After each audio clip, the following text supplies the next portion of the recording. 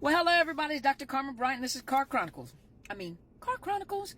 How you guys doing? You doing all right? Well, all right. You guys ready? Well, let's do this. So today, this is going to be a sensitive topic. A lot of times you guys have sensitive topics, that we discuss, but this is going to be a sensitive topic because a lot of you have reached out and have made comments about this particular topic.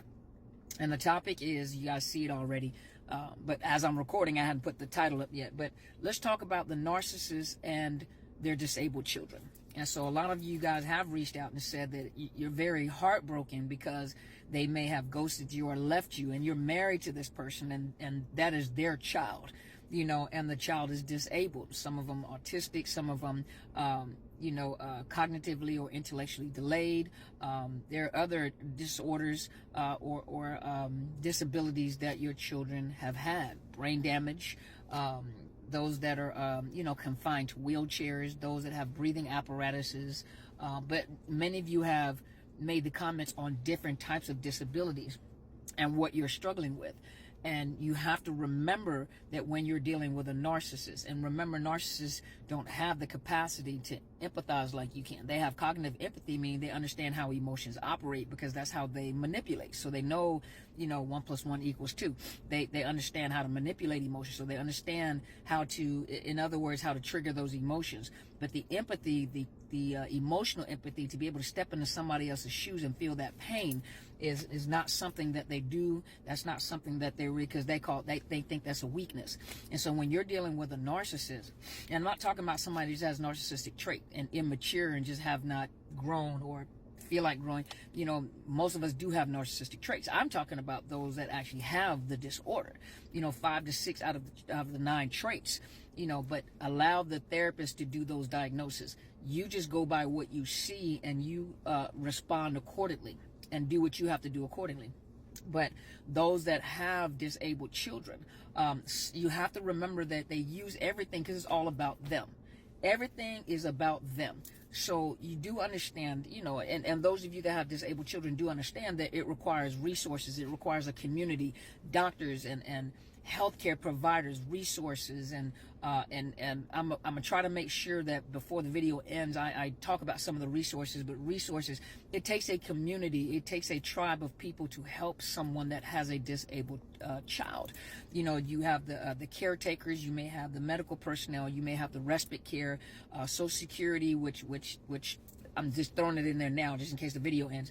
But so you do understand how much it takes for those of you that have, stopped working, have given up your career to make sure that you take care of your babies, your children. And with that narcissist, the sad part about that narcissist is they'll take credit for what you're doing. When they get out into the public, they take the credit for what is happening in that child's life. But when the doors are closed, you're the one that is providing all the support. You're the one that's having to come up with these decisions. You're the one that's having to find these resources and connect, while that narcissist is getting the credit for what you're doing. And remember, they're being seen, because when you're providing, what do most people do? They want to offer help. Is there anything I can do for you? Is there something I can do? Do you want me to help you? Do you need me to open the door? What do you need me to do?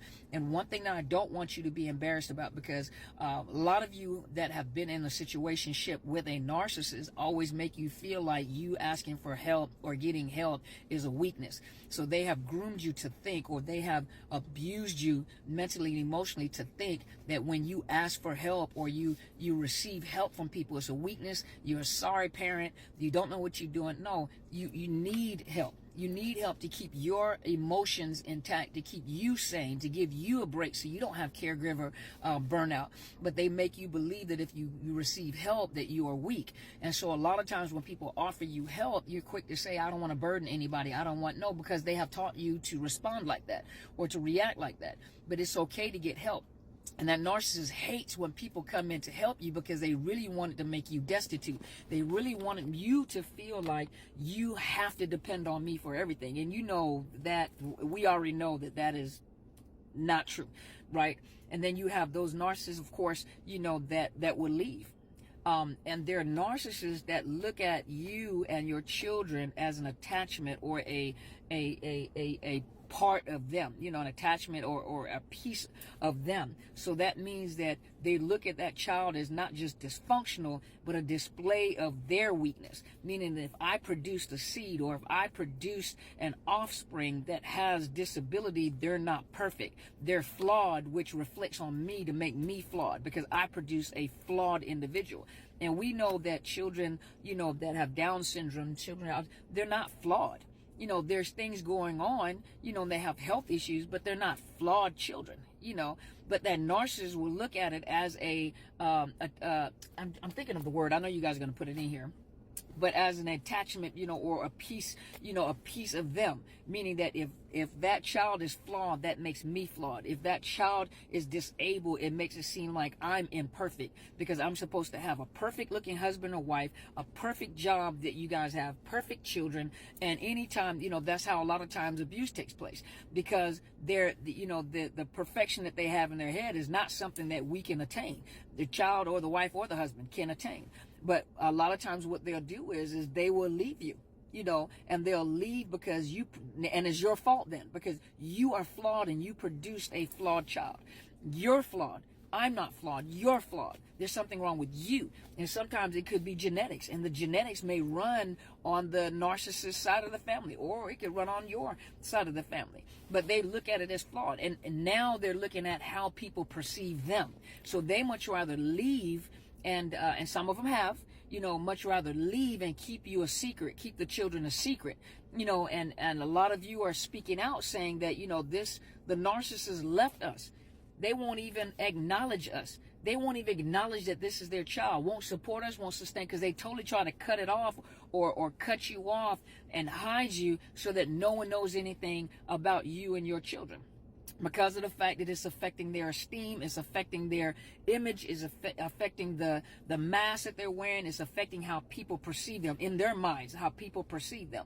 Another thing, depending on where they're at, like the positions that they hold, you know, the public persona that they have, they may do things like make sure that they send money. It's not that they're sending money because they feel that they need to make sure that you're taken care of and their child is taken care of. They may say that because, of course, people are like, oh my gosh, what a good mother, what a good father, you know, that they, or you know, good parents, that they would make sure that they send plenty money to make sure that that child is taken care of, to make sure that they're taking, and they're not doing it because they care. They're doing it because of public persona. They're doing it because they're afraid of what people are thinking if I don't do it.